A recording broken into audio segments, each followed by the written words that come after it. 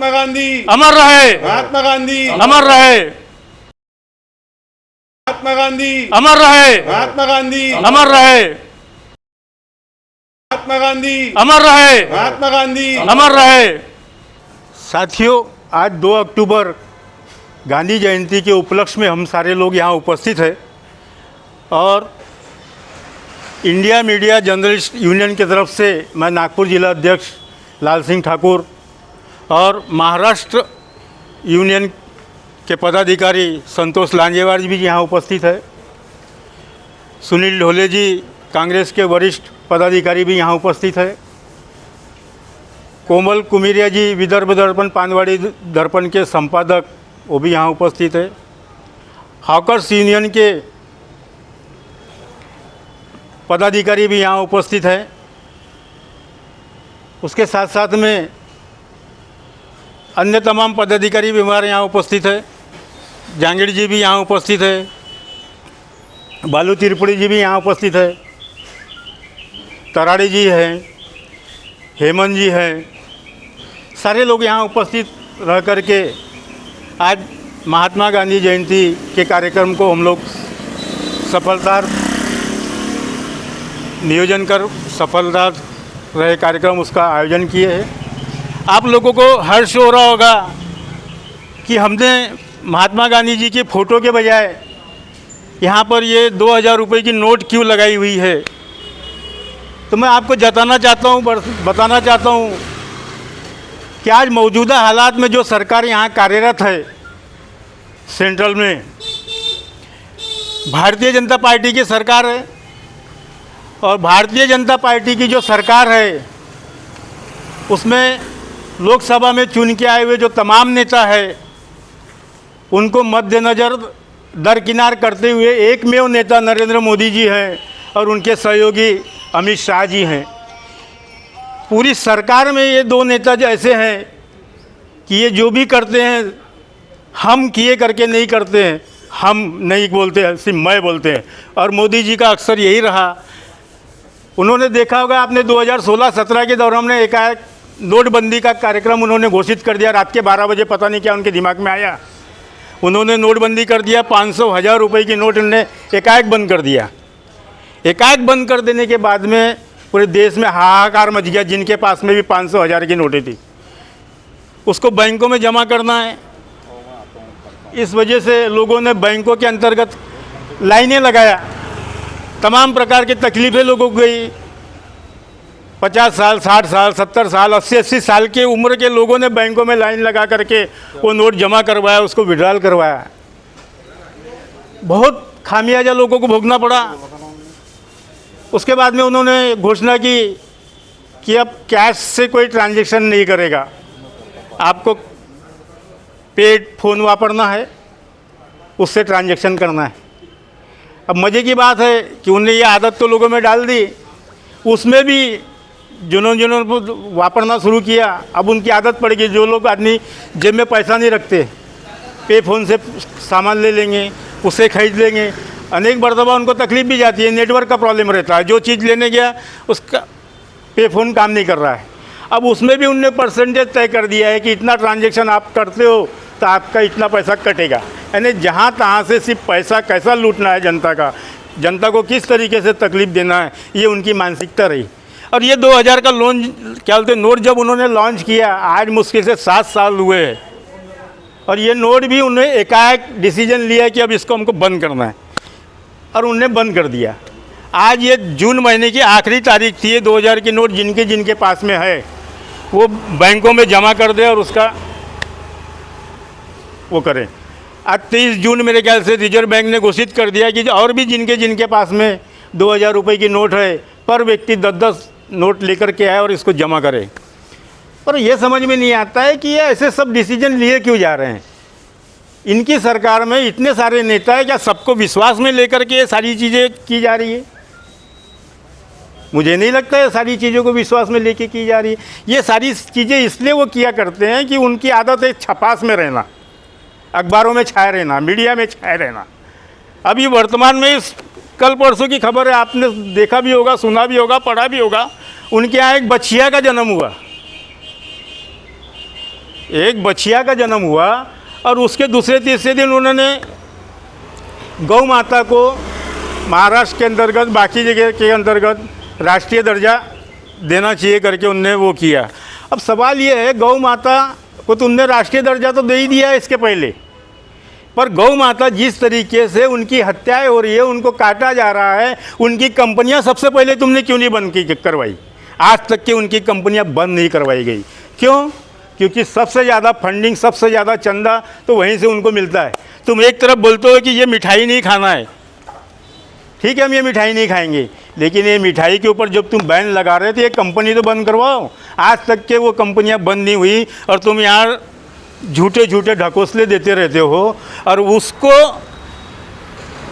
गौ तस्करी करने वाले के लिए जो हिंदू संगठन काम कर रहे हैं, उन लोग अगर उस ट्रक को रोकते हैं जहाँ उनको खबर मिलती है, जहाँ पता चलता है कि इस गाड़ी में सैकड़ों गाय जा रही हैं, 2500 गाय फलाने देश में फलाने शहर में भेजी जा रही हैं, तो वो हिंदू जो कार्यकर्ता रहते हैं, वो जो संगठित लोग रहते हैं, उनके ऊपर अनेक प्रकार से आप मामले थोपते हो, अनेक प्रकार से आप कार्रवाई करते हो, यानी हमारे ही देश के अंतर्गत हमारे ही ऊपर में आप जुल्म ढा रहे हो और बोलते हो कि देश के अंदर अगर सरकार सही ढंग से चलाना है तो एक पार्टी ही रहना चाहिए, जो सबसे बड़ी पार्टी है वो मानते हैं। असफल रहेगा और शहर में या गांव में या देहात में या पूरे महाराष्ट्र में या पूरे देश में जहाँ पे भी छोटे मोटे चैनल हैं, मैं बोलता हूँ ये बहुत बड़ी शक्ति बन के उभरेगी और इनके ये मंसूबे जो है इसको फेल करेगी, क्योंकि और ये ज़रूरी भी है।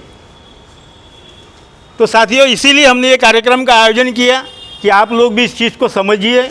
जो वर्तमान में स्थिति चल रही है, ये देश के लिए बहुत ही भयावह है। एक पार्टी से देश नहीं चल सकता। अगर कोई विरोधी नहीं रहेगा, मैं भजन कर रहा हूँ, अगर मेरे भजन में अगर कोई त्रुटि है, अगर उसका कोई विरोध नहीं करता है, मुझे नहीं जताता है, मुझे नहीं चेताता है, तो उस भजन को सुनने वाला कौन है, उसको बताने वाला कौन है? तो राजनीति में भी वही है, जहाँ 10 पार्टी रहेगी तभी तो वहाँ कॉम्पिटिशन होगा, और उसको तुम कुचलना चाह रहे हो। तुम्हारे जो मन में जो आता है वो तुम करना चाह रहे हो। इसका हम लोग भी हमारे सभी पोर्टल वालों की तरफ से, छोटे मोटे जो हमारे चैनल्स वाले हैं या अखबार से जुड़े हुए यहाँ पत्रकार साथी हैं, हम सभी लोग इसका निषेध करते हैं। ये चीज़ें नहीं होना चाहिए था। मुझे नहीं लगता अभी यहाँ सारे जो लोग उपस्थित हैं सभी को पता है कि 2000 की नोट बंद हो गई। अधिकांश लोगों को भी ये जानकारी नहीं है कि 2000 की नोट बंद हो गई है। और उसके पहले सत्ता में बैठने के पहले इन्होंने जो प्रलोभन दिया था, आज इन्होंने दिया या और भी कोई पार्टी देती तब भी हम उस चीज़ का जिक्र करते। इन्होंने सत्ता में काबिज होने के लिए, कोई भी पार्टी का राजनीतिक नेता अगर ये प्रलोभन देता है कि हम सत्ता में काबिज होंगे और काला धन जो विदेशों में है उसको लेकर के आएंगे। सत्ता में काबिज हुआ, आज उनको 10 साल के ऊपर हो गया, लेकिन काले धन के ऊपर ये कभी कोई चर्चा नहीं करते। तो हमने क्या आरोप लगाना चाहिए? क्यों नहीं चर्चा करते? अरे 100% में से 10% तो भी आपने लाना था, वो 10% भी आपने नहीं लाया। उसके साथ साथ में आपने ये भी प्रलोभन दिया हुआ था कि प्रत्येक व्यक्ति के खाते में हम 15-15 लाख रुपए डालेंगे। अरे 15 लाख रुपए तो छोड़ दो, 1 लाख रुपए भी आपने नहीं डाला। अब फिर से महाराष्ट्र के चुनाव आ रहे हैं तो आपने प्रलोभन दे दिया है लाडली बहन योजना। लाडली बहन योजना का आपने प्रलोभन दिया, लोगों के खाते में आप 15-15 रुपये डाल रहे हैं। उसके बाद में आप मेड़ावे ले रहे हैं कि चुनाव का समय आ रहा है और आप लोगों को हमें आशीर्वाद देना है, हमें मत देना। इसका मतलब आप 1500 रुपये दे करके लोगों का मत खरीद रहे हैं। ये तो सबसे बड़ा अपराध है। यही सारी चीज़ों को हम लोग आप लोगों के सामने रखना चाह रहे थे, उस वजह से कार्यक्रम का आयोजन किया गया। और ये नोट लगाने के पीछे भी यही कारण था कि कम से कम ये जनता को समझ में आए कि ये 2000 रुपये का नोट बंद कर दिया गया है। और ये आम छोटे मोटे जो गरीब मध्यम और मिडिल क्लास के लोग हैं, आज भी उनको जानकारी नहीं है। और इस तरीके से इन्हें खुल के आह्वान करना था, जानकारी पब्लिक को देना था, अपनी मन की बात खुल के टीवी चैनल पर इन्हें कहना चाहिए था, लेकिन उन्होंने नहीं कहा। यानी आज भी कई लोगों के पास में घरों में 1-1, 2-2 नोट ये पड़े रहेगी, और इसका जब पूरा समय समाप्त हो जाएगा तो उसके लिए वो रद्दी बन गई। आज भी वर्तमान में पुरानी कुछ नोटें लोगों के पास में पड़ी है, 500 की और 1000 की। अब उसको देखते हैं और समाधान कर लेते हैं, हाँ मेरे पास में 2 नोट रखी है, तो फायदा क्या है? और भी यहाँ मेरे उपस्थित तमाम साथी हैं, उनसे भी मेरी गुजारिश है, रिक्वेस्ट है, इस विषय पे अगर किसी को कुछ कहना है तो वो यहाँ बोल सकते हैं। और लांजेवार जी से भी अनुरोध करूँगा कि इस विषय में लोगों का थोड़ा सा मार्गदर्शन करें। महात्मा गांधी। साथियों, राष्ट्रपिता महात्मा गांधी, इनकी जयंती मनाई जा रही है। उसी तरह हम भी अपने कार्यालय में इंडियन मीडिया जर्नलिस्ट यूनियन की ओर से उनकी जयंती मना रहे हैं। मैं ये बताना चाहूँगा साथियों कि महात्मा गांधी जी अगर चाहते बैरिस्टर होने के बाद में तो उनको अंग्रेज़ सरकार अच्छी नौकरी दे सकती थी और वो कर सकते थे, लेकिन उन्होंने अपना सारा जीवन देश के लिए अर्पित कर दिया है। अफ्रीका गए, वहाँ से वापस लौटे तो उन्होंने देखा कि जब देश स्वतंत्र होने का था तो परिस्थितियाँ बहुत ख़राब थी और भी बहुत सारे नेता थे, कुछ अहिंसावादी थे, कुछ हिंसक थे। तो महात्मा गांधी जी ने अहिंसावाद अपनाया और अहिंसावाद से देश को स्वतंत्र करवाया। उनके आंदोलन आपको याद हो गए, जैसे दांडी यात्रा है, 1942 का चले जाओ आंदोलन है, रोलेट एक्ट है और बहुत सारी बातें उनके ओर से सीखने लायक है। तो मैं ये कहूँगा कि आज की युवा पीढ़ी के लिए उन्होंने जो रास्ता अपनाया था अहिंसा का, अगर हर कोई अहिंसा का रास्ता अपनाता है तो ना कोई दंगे फसाद होंगे और ना ही कोई झंझट पैदा होगी। तो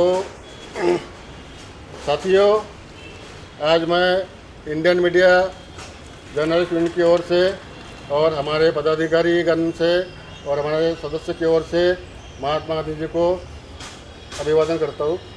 धन्यवाद।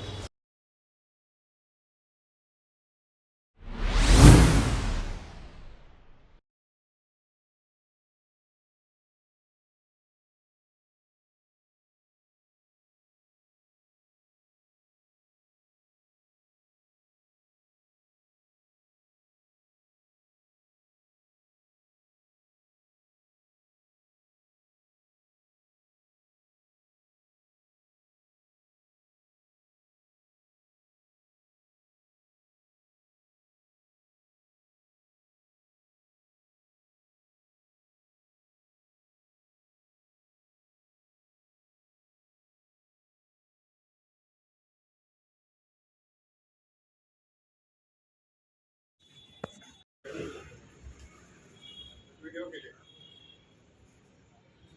आज शुरुआत करो।